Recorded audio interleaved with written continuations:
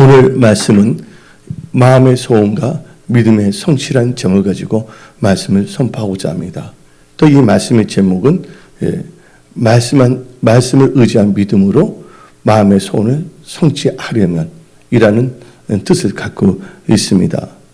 우리가 인생을 살다 보면 자기 나름대로 생각이 있어요. 그래서 사람마다 다 인생을 보는 관점이 있습니다. 그것을 뭐라고 하면 인생관이라고 하고, 다섯 자로 말하자면 인생의 관점이에요. 여러분들이 예수를 믿고서 또한 하나님께 주신 올 한 해를 하나님의 은혜 가운데 여러분들의 그 마음의 소원이 믿음으로 성취되기 위해서는 여러분의 인생의 관점이 확 달라져야 합니다. 예를 들면 많은 사람들이 다 책을 갖고 있어요. 근데 많은 사람들이 책을 갖고 책도 읽기도 합니다. 그런데 어떤 분들은 독서를 자기의 취미로 생각하고 있어요. 근데 이것은 독서를 자기의 취미로 생각한다면 그것은 엄청난 착각입니다. 돌파하고 승리하고 성공하는 사람들의 특징은 독서를 자기의 생존 수단으로 삼고 있다는 것입니다. 이 독서를 통하여 깨닫고 배우고 또한 좋은 것을 받아들이고 또한 책을 통해 자기 자신을 끝없이 업그레이드하고 개발하면서 자기 자신을 한 목적성 가운데서 진화시키며 하나님의 말씀 가운데 변화되면서 나가는 자들입니다. 한마디로 말해서 쟁쟁한 기업 또한 사업을 이끌거나 일구는 사람들의 특징은 빡빡한 일정 속에서도 1년에 또는 수십 권의 책을 읽고 있다는 것입니다. 그렇다면 우리는 크리스천으로서 우리가 성경 읽는 게 우리의 취미가 돼서는 안 됩니다. 생각나는 대로 가끔가다 읽는 것으로서는 우리는요 만족해서는 안 된다는 것이에요. 우리 크리스천에 있어서 생존의 조건은 이 성경 말씀을 많이 읽어야 된다는 거예요. 하나님의 말씀을 깊게 묵상해야 된다는 거예요. 그래서 이 성경 읽는 것을 취미로 여겨서는 안 된다는 거예요.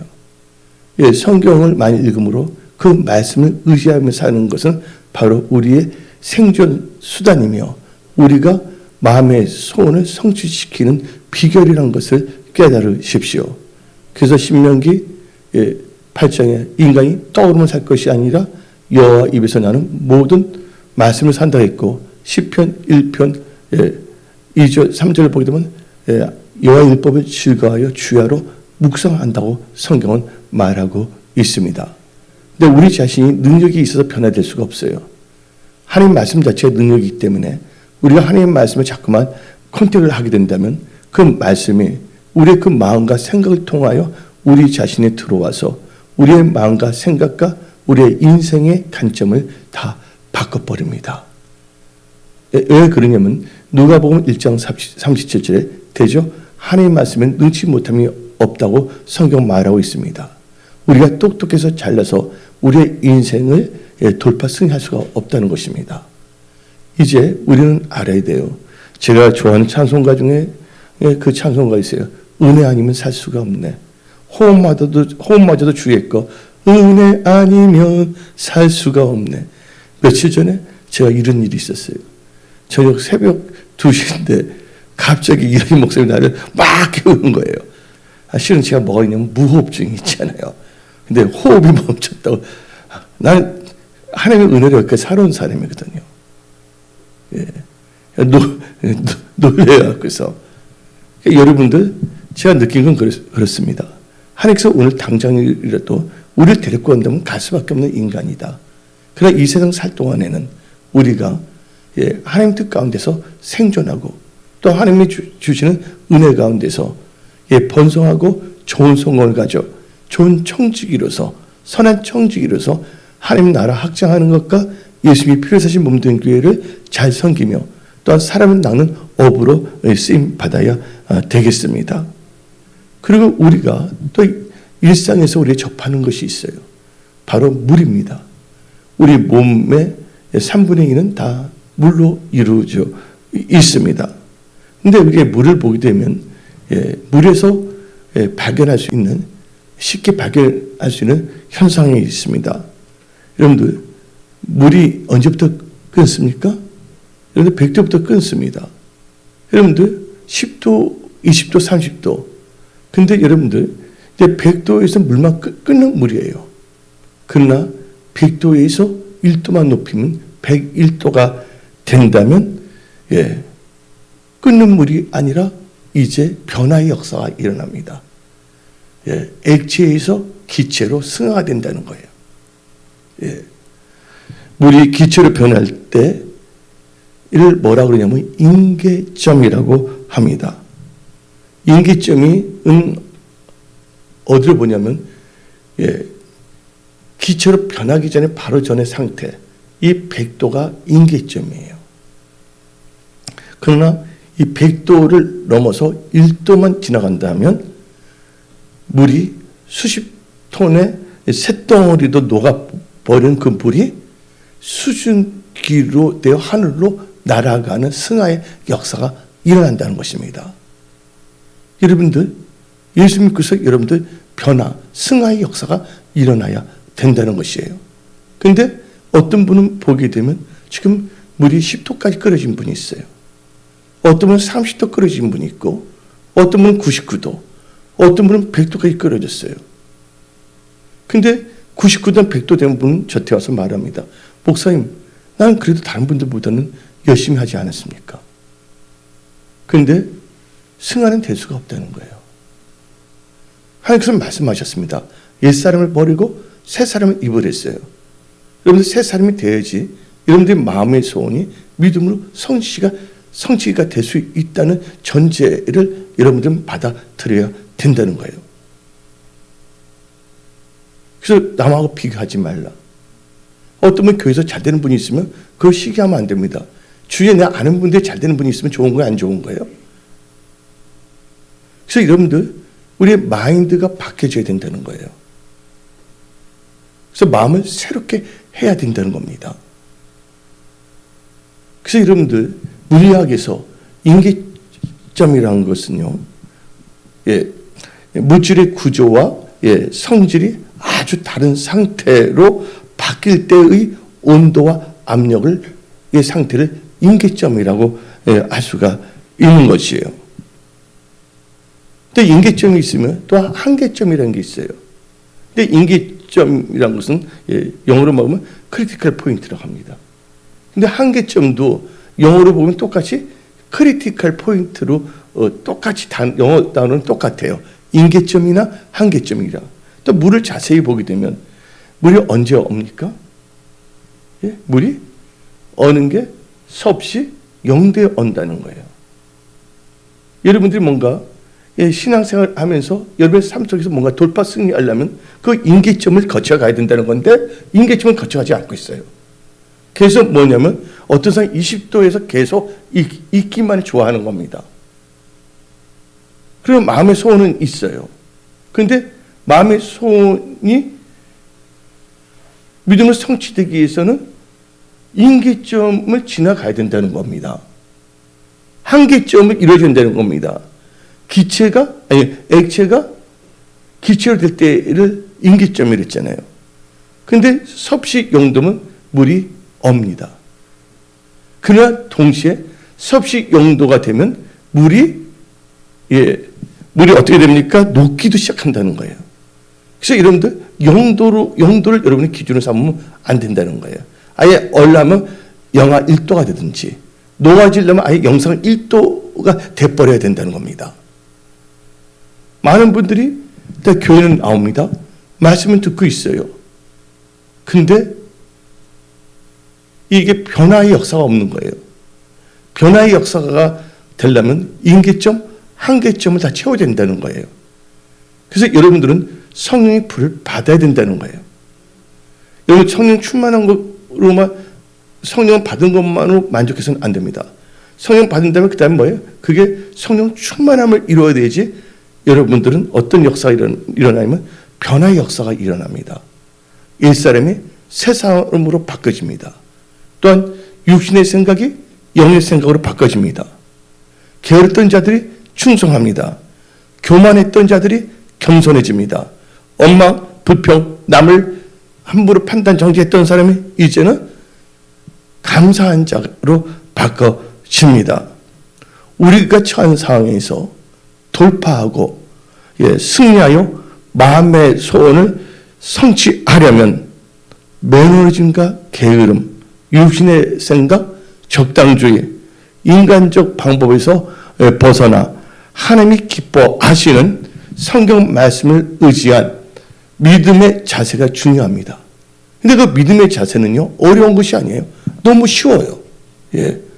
어려운 것도 아니고 복잡한 것도 아닙니다. 이것은 매우 심플합니다. 다 말씀을 의지해서 영의 생각으로 마음을 지키면 되는 거예요. 너무나 쉽고 간단한데 사람들이 그 쉽고 간단한 것을 멀리하고 자기의 명철, 자기 생각으로 나오자 합니다. 그런 상태에서 신앙생활 10년, 20년, 30년 하더라도 변화의 역사는 있을 수가 없다는 것입니다. 여러분들은 오늘 이 주일 예배를 통해서 여러분들은요, 꿈꾸는 자가 되어야 됩니다.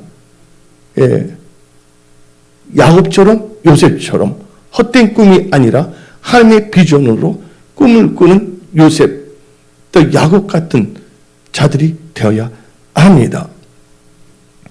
그러기 위해서는 여러분들이 말씀을 받았다면 그 말씀이 여러분 마음에 새겨져야 된다는 거예요. 그래서 예수님께서는 다음같이 말씀하셨습니다.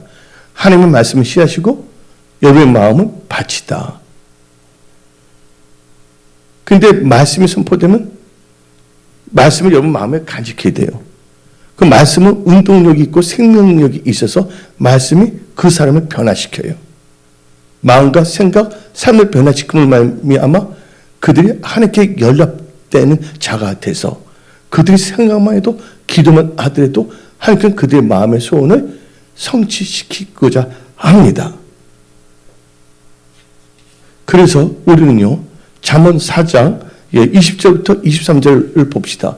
이 주일 예배 시간에 목사님을 통해서 말씀이 선포됩니다. 그러면 그 말에 주의해야 된다는 거예요. 그 마음에 잘 새겨서 그 마음을 지켜야 된다는 겁니다. 다 같이 읽어볼까요? 내 아들아, 내 말에 주의하며 내가 말하는 것에 너 귀를 기울이라. 귀를 기울여야 합니다. 근데 21절, 그것을 내 눈에서 떠나게 하지 말며 내 마음속에서 지키라. 22절 계속, 그것을 얻는 자에게는 생명이 되며 그의 온 육체에 건강이 되느니라. 모든 지킬 만한 것 중에 더욱 너 마음을 지키라. 생명의 근원이 이에서 남이니라. 생명이라는 것은 결국은 생존하는 겁니다. 말씀이 있어야지만이 말씀에 따라 살 때 생존하고 번성할 수가 있는 것이에요. 그러면 우리가 마음을 지켜야 되는데, 제가 방배동에 있을 때는 여러 가지 분석적인 설교를 많이 했어요. 제가 워낙 기계가 있기 때문에 클래시피케이션, 나누는 걸 좋고 딱딱딱 하는 걸 좋아하는 스타일이기 때문에. 근데 마음을 보게 되면 마음은요, 세 가지의 기능으로 구성이 되어 있어요. 그래서 마음의 기능을 보게 되면 지정의가 있어요. 지정의, 지는 뭐냐면 지성이고, 정이라고 하면 감정, 의는 의지예요. 특별히 그 지성은요, 인지 능력에서 인텔렉츄얼이라고 말할 수가 있고, 이 정은 감정인데 이 감정은 영어로 말하면 emotion. 또 의지는 영어로 말하면 will, 혹은 volition이라고 말할 수가 있어요. 우리는 영적 크리스찬으로서 마음의 세 가지 요소가 지정이인데, 우리는 그 지정에 있어 우리는 성경 말씀을 우리는 그것을 잘 정의를 해야 돼요. 여러분 개념, 단어의 용어에 대한 개념이 분명해야지만이 여러분의 생각이 분명 클리어해질 수가 있고 의사결정이나 뭔가 계획을 세울 때 정확하게 해가고 나갈 수가 있습니다. 근데 총명을 잃어버리면요, 엉뚱한 생각과 엉뚱한 행동을 할 수밖에 없다는 것이에요. 여러분 삶 속에서 뭔가 지나가면서 지금 나의 행동, 생각이 총명 가운데 나가는 것인가, 아니면 어리벙벙한 상태에서 나간 것인가를 한번 점검은 해봐야 된다는 거예요. 인생에 있어서 내 제일 싫어하는 게 투연을 제일 싫어합니다. 투연이 뭡니까? 막연한 거. 그리고 우연한 거. 이 세상은 막연한 게 없습니다. 이 세상은 우연한 게 없습니다. 막연한 생각으로 뭔가 이룰 생각하지 마십시오. 우연히 뭐가 될 줄로 생각하지 마십시오. 하나님의 말씀은 다 필연적이에요. 그래서 뿌린 대로 거둔다 그랬어요. 그다음에 너 믿음대로 된다 그랬어요. 뿌린 대로 거두고 믿음대로 되고 또한 그릇대로 하나님께서는 채우신다는 거예요. 그래서 여러분의 그릇을 넓히고 하나님의 그 은혜의 비를 받을 수 있는 그릇을 넓혀야 될 줄 믿습니다. 우리 마음은 세 가지 기능이 있는데 영적으로 볼 때 이 지성 이런 것은 말씀을 인지한다는 거 아시죠? 깨닫고 인지한다는 말씀을 깨닫는다는 것입니다. 깨닫고 말씀을 분별하며 계획을 기획할 수 있는 실력이 바로 기획할 수 있는 것이 바로 지성이라 볼 수가 있습니다. 한마디로 말해서 사물을 개념에 의하여 사고하고 객관적으로 인식하고 이것을 분별하고 그것을 종합적으로 해갖고서 의사결정을 할 수 있는 게 바로 이게 지성이라 볼 수가 있습니다. 그래서 한마디로 인식한다는 깨닫는 거예요. 그래서 성경 말씀 잠언서 1장 2절을 보게 되면 다음과 같이 말합니다. 이는 지혜와 훈계를 알게 하며 명철의 말씀을 깨닫게 하며 여러분 하나님의 말씀을 깨달아야 됩니다. 여러분들 낫을 갖고 있으면서 기억잘 모르는 사람도 있는 것처럼 교회에서 하나님의 말씀은 계속 들었지만 하나님의 말씀이 나에게 지금 어떻게 적용하는지 모르고 막연하게 자기의 육신의 생각대로 사는 사람이 있다는 것이에요. 근데 그들 다 꿈이 있어요. 그런데 돌파 승리할 수는 없어요. 하나님은 우연히 역사하신 분이 아니라 하나님은 언약대로 역사하는 분이기 때문에 우리가 하나님의 언약의 말씀에 우리의 삶과 생각과 태도를 맞춰야지 하나님을 변화시키려고 하지 마세요. 하나님의 뜻 가운데 내가 변화돼야지만이 삶 속에서 돌파 승리 역사가 일어난다는 것을 깨달으십시오. 그래서 하나님께서는요, 깨닫게 하시고 지혜를 주신다는 거예요. 누가 그랬냐? 다니엘이 그랬어요. 다니엘서 1장 17절을 보게 되면 하나님이 이 네 소년에게 학문을 주시고 모든 서적을 뭐한다? 깨닫게 하사 인지하게 하시고 지혜를 주셨으니 다니엘은 또 모든 안상과 꿈을 깨달아 알더라. 여러분들 영적 통찰력, 인사이트, 통찰력을 가지고 이 세상 볼 수 있는 예리한 그 눈을 갖고 있어야 돼. 매의 눈을 갖고 있어야 된다는 거예요. 그 다음에 이제 감정. 우리가 크리스천으로서의 감정, 이걸 정의를 어떻게 하냐. 말씀을 즐거워하고 성령께 민감하고 하나님께 기뻐하고 경외하는 정서. 감정이라는 것은 뭐라고 하면 정서 아시죠? 정서. 정서입니다. 그래서 로마서 7장 22절을 보게 되면 다음과 같이 성경은 말합니다. 내 속사람으로는 하나님의 법을 즐거워하되. 시편 119편 47절도 내가 사랑하는 주의 계명들을 스스로 즐거워하며. 이건 정서적인 부분이에요. 이 정서도 참 중요합니다. 정서가 표독스러우면 안 돼요. 그 다음에 이제 의지라는 것을 이제 영어로 하면 이제 will, 혹은 volition이라고 하는데, 바로 의지라고 하면 하나님께서 우리에게 자유의지를 주시는데, 의지를 사용하여 말씀에 순종하고 결단한 겁니다. 이 의지는 결단의 역사가 일어나는 거예요. 선택과 결단의 역사입니다. 그러니까 어떤 일을 이루려는 적극적인 마음입니다. 항상 목표 지향적이고 목표에 대한 인식을 전제로 해야 된다는 거예요. 의지라는 것은 반드시 뭐예요? 목표를 성취하고자 성취 지향적인 것이 있어야 된다는 거예요. 이게 바로 뭐냐면 의지입니다. 근데 여러분들 의지의 대표적인 사람이 누구냐? 마음에 있어 지정인데 의지를 샘플을 보게 되면 룻기 1장 16절 17절 보게 되면 룻이 뭐냐면 의지를 사용합니다. 결단합니다. 룻이 이르되 내게 어머니를 떠나며 어머니를 따르지 말고 돌아가라. 강권하지 마옵소서. 어머니께서 가시는 곳에 나도 가고 어머니께서 머무시는 곳에서 나도 머물겠나이다. 어머니의 백성이 나의 백성이 되고 어머니의 하나님이 나의 하나님이 되시리라. 어머니께서 죽으신 곳에서 나도 죽어 거기 묻힐 것이라. 만일 내가 주는 일 외에 어머니를 떠나면 여호와께서 내게 벌을 내리시고 더 내리시기를 원하나이다. 한절이 결단한 거예요. 의지하는 거예요. 하나님 뜻 가운데. 그래서 여러분들은요, 여기서 뭐냐면 이 마음의 지정에 대해서 또 영적인 지정에 대해서 제가 말했어요. 근데 여러분들, 우리가 보게 되면 성공학이라는 책이 있어요. 성공학이 거의 역사가 거의 120년이 가까웁니다. 근데 이게 그 성공학에는 성공학을 보게 되면 역사가 있고 계보가 있어요. 근데 그 성공학에서 더 발전된 게 뭐냐면 기업의 변화와 성공을 위하여 경영학으로 진화됐습니다. 근데 성공학의 전체 초점은 뭔지 아십니까? 성공학. 여러분들 성경 말씀에 성공이라는 단어가 나오고 있어요. 성공하지 못한 사람들이 냉소적이 되어서 신입까지 돼서 성공이면 다냐 하고 장난치는 게 있어요. 뭐예요? 이상한 인생을 살고 있는 것입니다.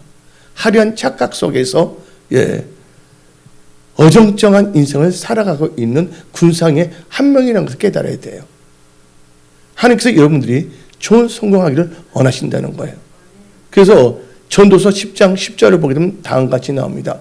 전도서 10장 10절에 철 연장이 무뎌졌는데도 나를 가지 아니하면 힘이 더 드니라. 오직 지혜는 성공하기에 유익하니라. 근데 이제 성공학을 보게 되면 성공학의 첫째 성공학을 보게 되면 전체 초점이 뭔지 아십니까? 마인드의 변화입니다. 마인드 아시죠? 마인드. 이 마음의 변화에 맞춰져 있어요. 마음만 변화시키면 모든 것이 가능하다는 것이 성공학의 초점이에요.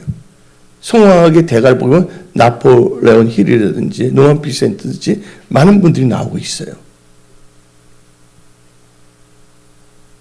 그러니까 성공하려면 첫째, 또 여러분 마음의 소원을 성취하려면 뭐 하라고요? 마음이 변화해야 된다. 또 그 변화된 마음을 계속 한결같이 지키면서 묵묵하게 나가야 된다. 근데 거기는 반드시 뭐예요? 성취될 때까지는 반드시 뭐가 필요하냐? 인내가 필요한다는 거예요. 농부가 씨앗을 뿌렸는데 심자마자 열매 내는 거 아니잖아요. 시간이 걸리잖아요. 열매 맺을 때까지는 인내하면서 나가야 되는 거예요. 그런데 많은 크리스찬들이 교회는 다 옵니다. 그러나 그 마인드의 변화도 없고 또 기다릴지도 모르고 자기의 생각과 자기의 방법으로 나갑니다. 네, 우리가 가요에 보면 알뜰한 당신이라는 노래가 있어요. 알뜰한 당신. 우리는 이 알량한 크리스찬으로 타락해서는 안 된다는 거야. 알량한 나의 생각을 의지하지 말아야 된다는 거예요. 철저하게 뭐냐면 말씀 중심의 크리스찬이 되어야 합니다. 마인드가 변화돼야지 되는 거예요. 그런데 마음이 잘못되면요, 하나님 그거 절대로 성공 이루지 못하게 합니다. 어디 나오냐? 욥기 5장 12절 봅시다. 욥기 5장 12절 보면 하나님은 교활한 자의 계교를 꺾으사 그들의 손이 성공하지 못하게 하시며. 여러분들 마음의 소원 성취하는 건 너무 심플하고 단순합니다. 복잡하지 않습니다. 오늘 이 말씀을 듣고 말씀대로 여러분들이 묵묵하게 자기 삶 속에 적용하고 계속 나가는 거예요. 그 시간이 지나가면 나도 모르게 되어 있는 것을 알 수가 있어요. 왜? 성령의 도우심으로, 하나님의 역사하심으로. 근데 인간이 성격이 급해서 하나님의 말씀보다는 자기 깨를 부리기 때문에 안 되는 거예요. 그래서 우리는 마음의 지정이와 마음의 소원을 말씀에 일치시키고 육신의 생각을 경계하고 영의 생각을 하며 말씀을 의지한 삶을 살게 되면 하나님께서 하나님 아버지께서 여러분의 마음의 소원을 성취시켜 주십니다. 그러니까 내가 하는 것이 아니라 하나님의 은혜예요. 여러분들이 그 경험하게 되면 하면 다 잘 되는 거야. 그래서 하나님께서 손 떼는 것마다 뭐예요? 잘 되게 한다는 말이 있잖아요. 여러분들 다 그런 분들이 다 되십시오. 즉 성령 하나님께서 말씀 중심으로 살아가는 성도들을 도와주심으로 그런 성도들은 마음의 소원이 성취된다는 것입니다. 왜냐하면 생사화복의 주관자는 누구십니까? 하나님이십니다. 하나님께서 여러분의 문을 열어주면 닫을 자가 없어요. 또 하나님이 닫으면 열 자가 없어요. 이 말씀을 다 외우십시오. 외우기도 저희 앞뒤가 똑같아. 22, 20인데 무슨 20이냐? 이사야 22장 22절. 투투투투. 테니투 테니투입니다. 예. 이사야 22장 22절. 내가 또 다윗 집에 열쇠를 그의 어깨에 두나니 그가 열면 닫을 자가 없겠고 닫으면 열 자가 없느니라. 예. 하면 열어주신대요. 혼자서 망하게 어쩌면 좋을까 하고 아무리 생각해도 열지 않는다는 거예요. 인간끼리 모여서 아무리 해더라도 하나님께서 열어주지 않는다면 안 되는 겁니다.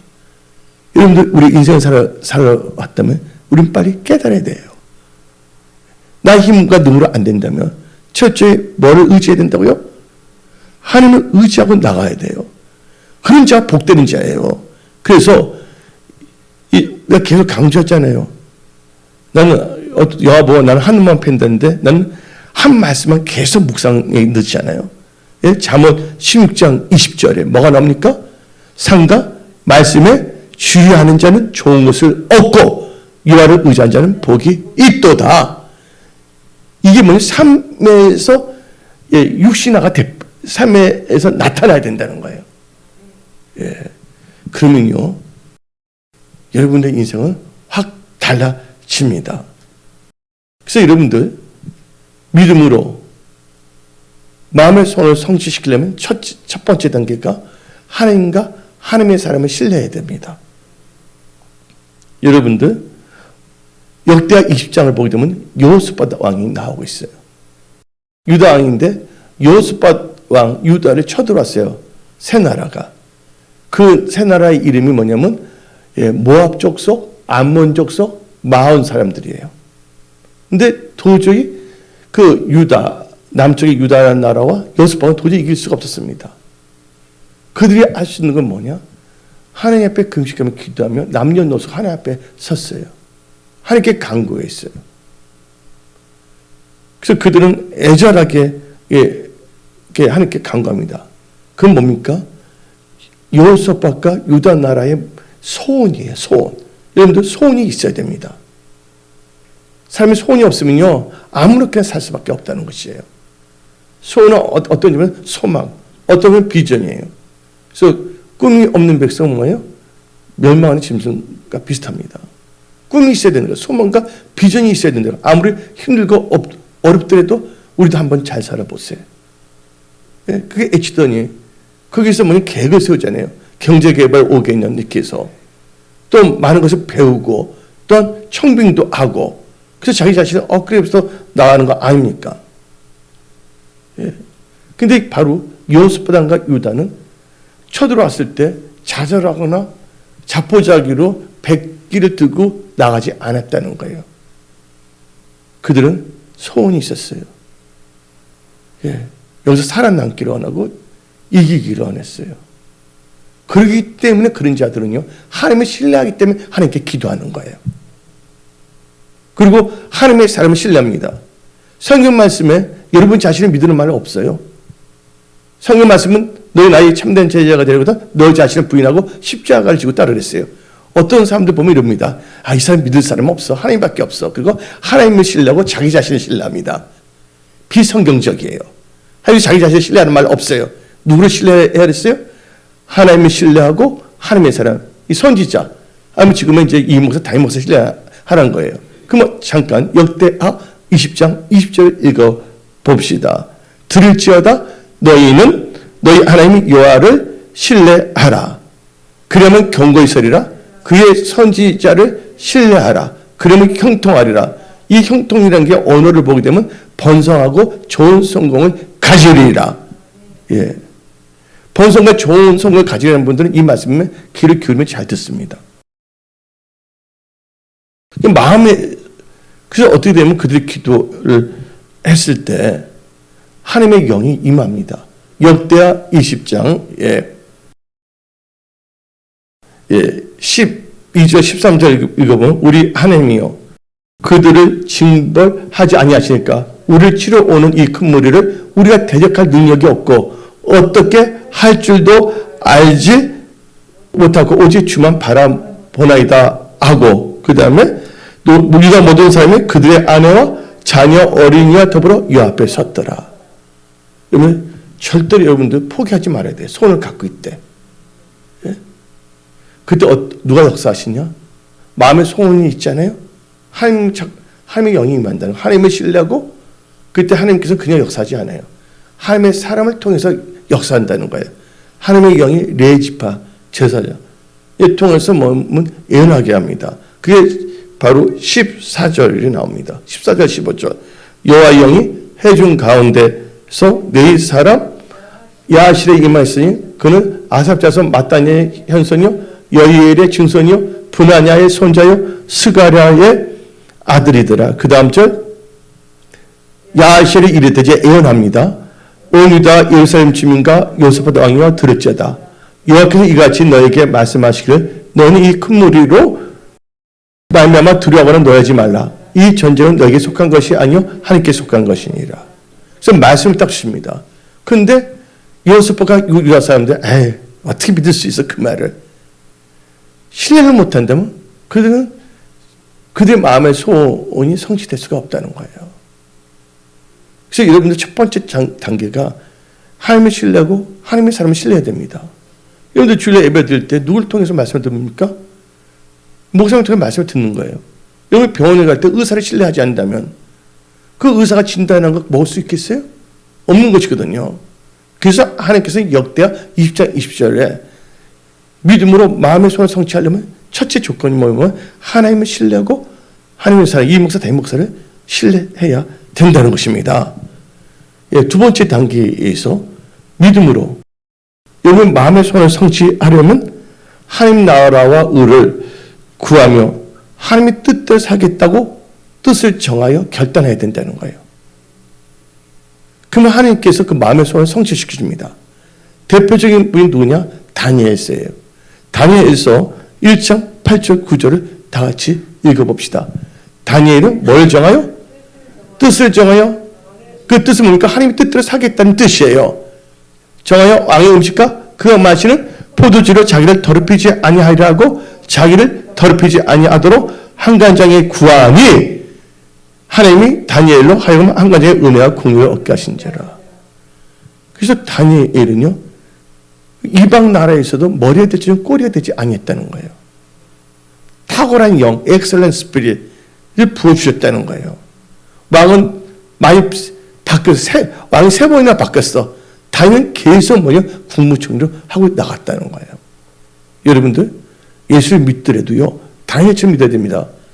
예, 어리벙벙하게 적당하게 자기의 생각에 생각의 유의에 도취되어 살아간다면 여러분들 2021년은요 아무 소용이 없어요. 제가 젊었을 때 사람들한테 한 말이 있었죠. 친구들 앞에서 뭐라고 하냐면 봄이 오게 되면 개나리 꽃을 피지만 그러나 우리가 운동하지 않는다면 절대로 민주화는 될 수가 없다. 딱 마이크 적한 적이 있었거든요. 제가 말하고 싶은 것은 여러분들이 생각으로 살면 안 된다는 거예요. 생각하는 거예요. 말씀을 묵상하고 그 말씀 뭐예요? 내 삶 속에서 하루하루 다 적용하며 살아야 돼요. 서서 말씀 때문에 죽는다 한일 있을지라도 죽으면 죽으라고 결단을 했을 때 하나님께서는 그런 분들을 귀하게 여기시고 그들의 중심 모시고 길을 열어주시는 거예요. 누가 그랬냐? 하나님의 뜻의 뜻을 정하고 사귀었다 결단한 사람이 있었어요. 여러분들 본죽이라고 있어요. 본죽에 그 안수 집사님이 계셨는데 뭔가 사업을 하다마다 다 말아먹어 그 쫄딱 망했어요. 근데 그분이 이 방배동의 사무침례교회 안수 집사였어요. 그 당시에는. 그때 그가 결단을 합니다. 하나님 죄송합니다. 하나님 뜻대로 하지 못하고 안수 집사라면서 제대로 주일성수 온전한 10일 생활도 못했습니다. 하나님 아버지, 내가 이제 하나님 뜻대로 살겠다 결단하겠습니다. 내가 이 대학로, 명륜동 근처에 대학로가 있죠? 성균대교. 거기서 내가 죽집을 하니까 죽 몇 개 파게 해서 나와 내 가족 좀 이렇게 입에 풀칠을 하게 해주십시오. 하고 그가 뜻을 정했어요. 여러분들 주일 성수한다는 건 단순히 주일날 발도장 찍어서 가만히 앉다 가는 것이 아니에요. 주일 성수한다는 것은 주일날 예배 드리며 선포된 말씀을 가슴에 새기고 그 말씀을 살겠다고 결단하고 나가는 것이 바로 주일 성수하는 것입니다. 예.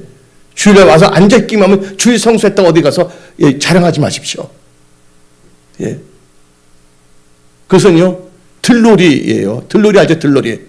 주일 성수 들놀이를 섰던 사람이에요. 여러분, 주일 성수 들놀이가 아니라 주일 성수의 주인공이 다 되십시오. 그래서 그분이 그렇게 결단을 했어요. 근데 하나님께서 놀란 게 뭐냐면 죽집을 차렸는데 거기 뭐 식당도 참 많은데 사람들이 어디 급하면 다른 데로 가야 되는데 안 가고 거기 줄을 서면서 있는 거예요. 그 죽을 먹고 있다 소문이 나가 줄 서니까 그때 뭐냐면 그분이 프랜차이즈를 하기 시작했어요. 그래서 그게 본죽이 나오고 나중에는 뭐예요? 본 비빔밥까지도 만들고 있잖아요. 근데 많은 사람들은요, 하나님 뜻대로 살겠다고 뜻을 정하고 결단하지 않은 상태에서 적당히 어레벙벙 발도장을 찍으면서 뭔가를 바라겠다는 것은 양심불량. 예. 예수 믿으면 본때 있게 예수를 믿으십시오. 크리스천은 크리스천답게. 그래서 우리 성도님들은 답게 크리스천이 돼야 됩니다. 예. 척 크리스천이 아니라 하는 척이 아니라 답게. 죽든지 살든지 하나님 알아서 하십시오. 난 하나님 뜻대로 살겠다고 결단하십시오. 그렇게 해야 돼서 하나님을 절대적으로 신뢰해야 된다는 거예요. 사적으로 던졌지라도 뜻을 정했잖아요. 다니엘이. 하나님께서 살려줬어요? 안 살려줬어요? 사적으로 다니엘 괴롭혔던 사람들을 더 도리어 사적으로 던져버렸잖아요. 하나님께서 본주 그 사적만 역사하시는 게 아니에요. 지금 불황이라 하지만 잘 되는 사람도 많다는 거 아시기 바랍니다. 그래서 잘 되는 거, 안 되는 거의 차이점을 생각해야 돼요. 근데 크리스찬들은 성경 말씀을 기준으로 하지 않냐고 다른 것으로 비교하기 때문에 안 되는 거예요. 철저하게 뭐냐면 하나님의 말씀이 중심으로 볼 수 있는 눈을 가져야지만이 여러분들이 돌파 승리하며 마음의 소원을 성취할 수가 있다는 것입니다. 세 번째 단계로 말씀을 의지한 믿음으로 마음의 소원을 성취하려면 불타는 소원과 믿음으로 천국을 침노해야 하는 자가 되어야 됩니다. 침노해야 됩니다. 여러분들 마가복음 5장 보면 혈육증 여인이 있어요. 근데 혈육증 여인이 12년 동안 아팠어요. 12년은 뭐를 의미합니까? 12이라는 것은 안전수예요. 12년 동안 그는 돈을 다 낭비했어요. 의원들에게. 효험도 없었고, 예? 도리어 더 병이 더 가증해졌다고 마가복음 5장 26절 말하고 있어요. 근데 그 여인이 예수의 소문을 들었어요. 그때 그 마음의 소원이 뭐냐면 낫겠다는 거예요. 근데 그분이 어떻게 되면 예수님의 옷자락만 만져도 그럼 어떻게 했습니까? 그냥 가만히 있었고 예수님 오실 때까지 기다렸어요. 예수님 나한테 와서 옷자락 좀 남겨주세요. 근데 만질게요. 그랬습니까? 아닙니다. 목마른 자 샘물 파는 거예요. 여러분들 잘 되고 싶다면 여러분들이 기도하는 겁니다. 주일날도 철야 기도도 여러분이 하는 거예요. 예. 목마른 자 파는 거예요. 나는 예수 믿고서 어떻게 되냐면 나는 우리 집안이 기도하는 사람이 없기 때문에 나라도 기도해야 되겠다. 그래서 기도한 거예요. 젊었을 때. 예. 기도 없이 뭔가 하려고 생각하지 마십시오. 인간끼리 아무리 의논하고 해봤자 하나님께서 도와주지 않는다면, 열어주지 않는다면 아무 소용이 없는 것입니다. 그래서 그 여인은 생각하는데 어떻게 했습니까? 누굴 만나야 돼요? 예수님의 옷자락에도 만져야 되겠다는 거예요. 뚫고 지나와서 만졌잖아요. 어떻게 됐습니까? 완전히 병이 나와버렸잖아요. 그 대표적인 여인 중에 가나안 여인이 있어요. 가나안 여인인데 자기 딸이 귀신 들려서 흉악한 귀신 들어서 비참하게 살고 있어요. 근데 마음의 소원이 뭐냐? 내 딸이 빨리 흉악한 귀신에서 풀려나는 게 그 마음의 소원입니다. 그래서 성경 말씀 마태복음 15장 22절 보면 가난한 여자 하나가 그 지경에서 나와서 소리질러 이르되 주 다윗의 자손이여 나를 불쌍히 여기소서 내 딸이 흉악하게 귀신 들려나이다. 여러분 일터 직장에 흉악한 귀신이 아닌데도 뭔가 불황의 늪에 빠져 있습니까? 어찌할지 모르고 있습니까? 예수님을 찾아야 된다는 거예요. 근데 예수님이 어떻게 했으면 대답도 안 해주네. 에이, 나 진짜 인격적으로 날 멸시하네. 간도 딴 데 가지. 그랬습니까? 여인은 그러지 않았습니다. 계속 소리 질러칩니다. 그러니까 쟤들이 말합니다. 예수님, 계속 여기 뭐 소리 지르는데 우리가 못 살겠어요. 그러니까 예수님이 마지못해서 말을 합니다. 한마디. 그게 뭐냐면 마태복음 15장 24절입니다. 예수께서 대답하여 이르시되 나는 이스라엘 집에 잃어버린 양에는 다른 데로 보내심을 받지 아니하느니라. 그러나 어떻게 합니까? 저를 도우소서 계속 침노합니다. 계속 두들깁니다. 근데 예수님이 뭐라고 하십니까? 26절에 대답하여 이르시되 장의 떡을 취하여 개들에게 던짐이 마땅하지 아니하니라. 한마디로 너는 개 같은 여자다 하고 예수님이 말하는 거예요. 완전 인격지 못하면 물러가야 되잖아요. 그래도 물러서지 않습니다. 그래서 여러분 인생을 살 때 자존심을 사지 마십시오. 주존심, 나를 높이는 마음이 아니라 주님만 높이는 마음을 갖고 있다면 어떤 상황에서 여러분 돌파, 승리할 수가 있다는 거예요. 27절 봅시다. 어떻게 말합니까? 여인이 여자가 이르되 주여 옳소이다 말했잖아요. 개들도 제 주인의 상에서 떨어진 부수를 먹나이다 하니 그때 어떤 역사가 일어났습니까? 계속 천국을 침노했더니 자기를 낮추고 주여놨더니 마음의 소원을 이루어줍니다. 이게 소원이라는 단어가 28절에 딱 나옵니다. 읽어봅시다. 시작. 이에 예수께서 대답하여 이르시되 여자여 너 믿음이 크도다. 믿음으로 뭐예요? 너 소원대로 되리라 하시 그때부터 그의 딸이 나으니라. 여러분들 올 한 해를 막연히 살지 마십시오. 소원이 있어야 됩니다. 소망이 있어야 됩니다. 비전이 있어야 됩니다. 여러분들 현대 경영학의 창시자로 내가 좋아했던 사람이 있었어요. 하나님을 알지 못했을 때 내가 누굴 좋아했냐면 피터 드러크를 좋아했어요. 그 NIU 대학 교수인데 근데 그분 이제 돌아가셨어요. 몇 년 전에. 그 피터 드러크 교수에 의하면 세계 최고의 기업을 이끌어가는 최고 경영자들은 슈퍼맨이 아니다 하고 정의를 내렸어요. 그들은 전혀 특별하지가 않다. 하지만 그들에게는 일반적인 사람들, 보통 사람들과는 전적으로 구별되는 한 가지 특징이 있다. 그들은 일반 사람들이 싫어하거나 귀찮아하는 것, 그런 일들을 천연스럽게 해낸다는 거예요. 예를 들자면 그들 오직 숫자들만으로 가득 차있던 회계 장부 있잖아요. 회계 보고서를 거의 외울 정도로 숙지하기 위하여 토요일 오후나 휴가 있을 때 반납하고 거기 와서 달달달 그걸 파악하고 머릿속에 넣는다는 거예요. 그래서 피터 드러크 교수는 다음에 말했습니다. 성공적인 최고 경영자 되기 위해서 필요한 것은 천재적인 능력이 아니라 집념과 노력의 작업이다. 여기 소나무가 있습니다. 나무꾼이 도끼를 한번 딱 칩니다. 나무 자를 수 없어요? 집중해서 그걸 계속 뭐 할 때까지 너무 이렇게 딱 그걸 계속 파는 겁니다. 뭔 끈질김이 있어야 됩니다. 어레벙벙하게 자기 길을 듣기 좋아하는 사람들한테 전화가 그거 들으면 돌파하고 승리합니까? 여러분들 오늘 여러분들 인기점을 채워줘야 돼요.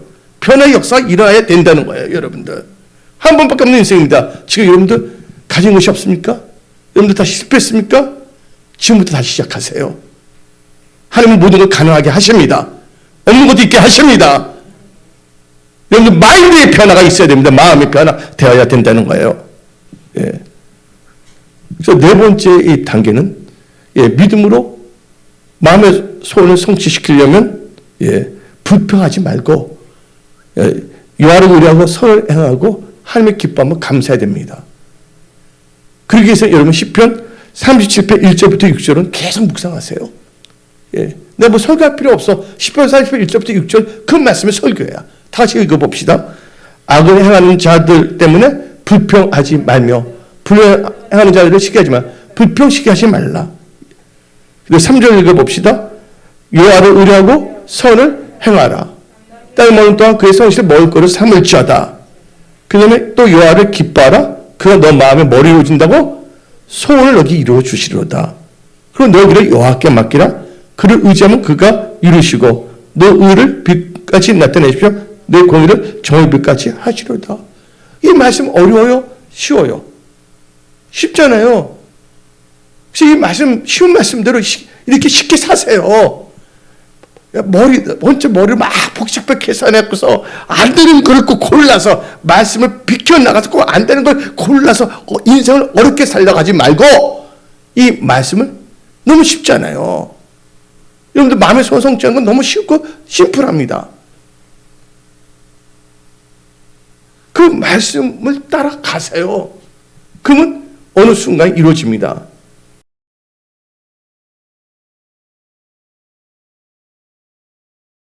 다섯 번째 단계로 여러분들 믿음으로 마음의 소원을 성취시키려면 겸손해야 됩니다. 겸손한 자가 잘 됩니다. 교만하면 안 됩니다. 그래서 겸손은 종기의 앞잡이고 겸손한 자에 뭘 주십니까? 하나님께서 은혜를 베푸신다는 거예요. 은혜 가운데서 여러분들 마음에 원한 것이 다 이루어지는 거예요. 그래서 겸손은 종기 앞잡이고 또 겸손한 자는 하나님께 은혜를 주시고 또 마음의 소원을 성취시키서 하나님께서는 성취하도록 뭘 주시냐면 겸손한 자에게 지혜도 주신다는 거예요. 목사님, 그럼 겸손하면 마음의 소원을 이룬다는 말이 어디 있습니까? 있어요. 성경 말씀에. 시편 17절, 시편 10편 17절입니다. 시편 10편이니까 여러분 헷갈리니까 시편 10편 17절 읽어봅시다. 여호와여, 주는 겸손한 자의 소원을 들으셨사오니 그들의 마음을 준비하시며 귀를 기울여 들으시고. 여러분들 마음의 소원을 들었다는 것은 여러분들 소원을 다 기도해 안 해요? 그걸 믿으면서 하잖아요? 그 하나님께서 여러분들이 소원이 성취됐을 때 여러분 뭐라 합니까? 응답받았다고 표현하지 않습니까? 여기 겸손하면 하나님께서 소원 성취에 바로 응답을 역사하신다는 거예요. 그게 어디 나오냐? 다니엘서 10장 12절입니다. 다니엘서 10장 12절. 그가 내게 이르되 다니엘아 두려워하지 말라. 너가 깨달으려 하여 내 하나님 앞에 스스로 겸손하게 하기로 결심하던 처녀부터 너 말이 응답 받았으므로 내가 너 말로 말미암아 왔느니라. 예, 여기 겸손하면요 기도할 때 해요. 소원을 성취해서 하는 거 아니에요. 그렇죠? 믿음을 갖고 하나님께서 응답을 역사하신다는 거예요.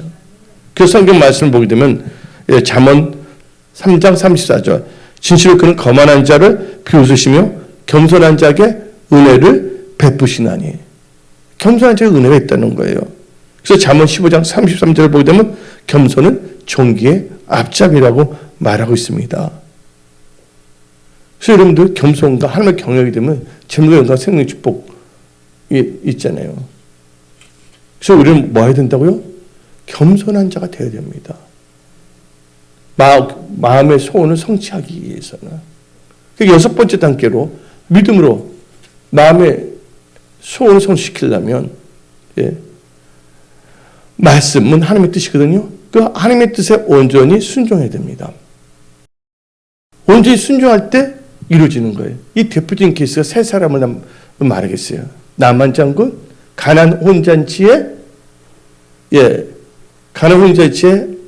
하인, 그 다음에 그 여리고성 앞에 있는 여호수아와 유다 사람들이에요. 나만 장군이 소원이 있었어요. 뭐예요?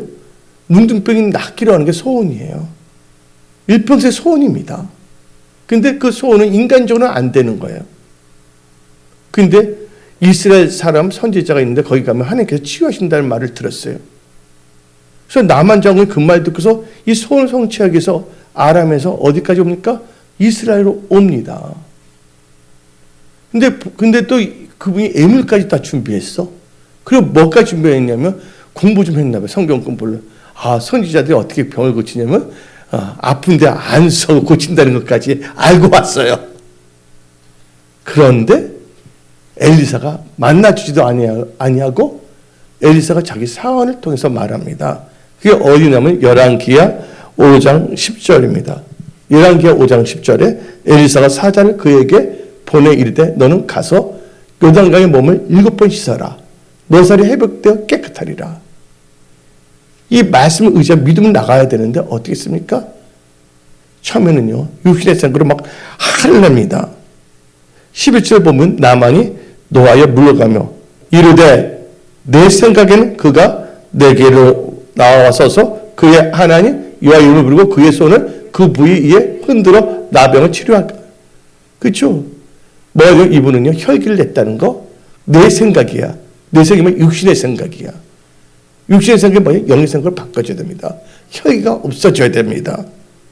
근데 주위에 좋은 분들이 있었어요. 아버지 제발 그러지 말라고. 그래서 나만 장군이 요단강에 들어갈까요? 안 들어가요? 들어갑니다. 한 번 들어갈 때 몸이 7분의 1로 나왔어요? 6번 들어가니까 7분의 6이 들었어요? 아닙니다. 하나님 말씀에 온전한 순종. 아까 말했죠. 인계점이 채워진다는 거예요. 7번 채워지는 거예요. 99도만 되더라도 뭐냐면 기체가 안 됩니다. 100도가 돼도 끓는 물이지 기체를 바꿔지는 않는다는 거예요. 변화 역사가 없다는 거예요. 그래서 아까 말한 건 인계점 알죠? 한계점, 크리티컬 포인트를 채워야 된다는 거예요. 그래서 온전한 순종을 말하는 겁니다. 7번은. 나머지 7번 온전히 물속에 들어가니까 그때 치유가 됐잖아요. 그때 마음의 소원이 성취가 됐다는 겁니다. 그러면 가나안 혼인잔치에 그 하인들도 예수님께서 그들이 돌 항아리에다가 6개 항아리에다 뭐를 채우랬어요? 물을 9가지 채우랬잖아요. 그들이 그 예수님 말씀에 온전히 순종하여 9가지 물을 채울 때 아닌지 뭐가 달라졌습니까? 물이 변해 포도주가 됐습니다. 나병 환자가 정상적인 상태가 아닌지 상태가 달라지는 겁니다. 또 물이 포도주를 바꾼 것도 뭐가 다른 거예요? 사물의 성질이나 상태가 다른 걸로 완전히 바뀌는 거예요. 힘들고 어려웠던 인생이 이제는 주 안에서 평강이 있는 인생이 되십시오. 또 마음의 소원이 성취되며 간증하는 인생을 사십시오. 예. 여리고성도 마찬가지입니다. 여호수아가 한 번 들면 7분의 1이 무너지고 6번 들면 7분의 6이 무너졌습니까? 아니에요. 여러분들 90도 끄면 기체가 90%가 되고 그게 아니잖아요. 그래서 여러분들 믿음의 인계점, 한계점을 여러분은 알아야 된다는 거예요. 7분 안전히 했을 때 여리고성은 무너졌다는 거예요. 예. 마지막으로 여러분들이 믿음으로 마음의 소원을 성취시키려면 여러분들은요. 예. 흡입되고 몰입되어야 된다는 거예요. 말씀에 흡입되어야 돼. 그리고 우리는 그 말씀에 몰입해야 됩니다. 예를 들자면 엘리사가 있어요. 엘리야가 갈 때 어떻게 되면 엘리사는 엘리야에 흡입이 되는 거야. 여러분 진공청소기로 여기 크게 되면 먼지가 다 흡입돼야 안 돼요. 여러분들은 육신의 생각에 흡입되지 마십시오. 세상 주위의 사람들, 땡 이상한 사람들, 안다는 자처하는 사람들 말에 흡입되지 마십시오. 어디 흡입되냐면 말씀에 흡입되십시오. 그리고 말씀에 흡입됐다면 그때부터는 도리어 끌려갔다면 이제는 적극적으로 말씀에 몰입하십시오. 그러면 여러분들 마음의 소원을 성취합니다. 세계적으로 크게 성공한 사람 200명과 한국에서 크게 성공한 300여 명의 생활 습관을 조사했습니다. 그래서 분석한 자료가 몇 년 전에 나왔어요. 근데 그들을 보게 되면 공통적으로 뭐가 나오냐면 숫자가 나옵니다. 18, 18이라는 단어가 나옵니다. 일본 말은 주하치, 18이 나옵니다. 근데 그들의 특징이 뭐냐면 자기가 관련된 일에 대해서는 18시간 투자한다는 거. 일하면서 그 관련된 책을 보든지 뭐든지 거의 빠져 산다는 거예요. 적성이 맞다 안 맞든 간에 18시간을 거기에 몰입하고 흡입하고 몰입하게 된다면 다 성공할 수밖에 없다는 거예요. 예. 그래서 여러분들이 이 노력 참 중요합니다. 하나님이 하실 건 하나님이 하게 되고 우리가 해야 될 것은 뭡니까? 주야로 말씀 묵상해야 되죠. 그렇죠? 말씀에 순종해야 되죠. 이건 나의 자유의지를 사용하는 거잖아요. 그래서 여러분들은 이 어디에 몰입하냐? 하나님의 말씀에 몰입하고 여러분들 어디에 흡입돼야 되냐? 하나님의 말씀에 흡입이 된다면 그 한마디로 말해서 목사가 말합니다. 기도 시간이 있어요. 여러분들 기도하십시오 하고 내가 흡입을 합니다. 성도들 때 오늘 주일 예배 시간 그냥 가지 말고 온 김에 여러분들 기도 양 좀 채우고 가십시오. 교회에서도 기도 양을 채우지 않는다면 과연 여러분들 일터의 직장에서 얼마나 기도하겠습니까? 말합니다. 그래서 내가 뭐냐면 이 말을 통해서 흡입하려고 합니다. 기도의 시간에 흡입하려고 합니다. 근데 어떤 사람은 내 흡입에 아주 뭐냐면 그 저항수가 있어서 딱 튀겨나갑니다. 아니지? 예. 근데 흡입되면서 어떤 사람은 도리어 흡입만 되는 것이 아니라 더 열심히 뭐냐면 침남에 기도합니다. 죽여라! 하면서. 그래서 뭐냐면 내가 어깨를 딱 쳐도 감각도 없어요. 왜냐면 기도에 몰입했기 때문에.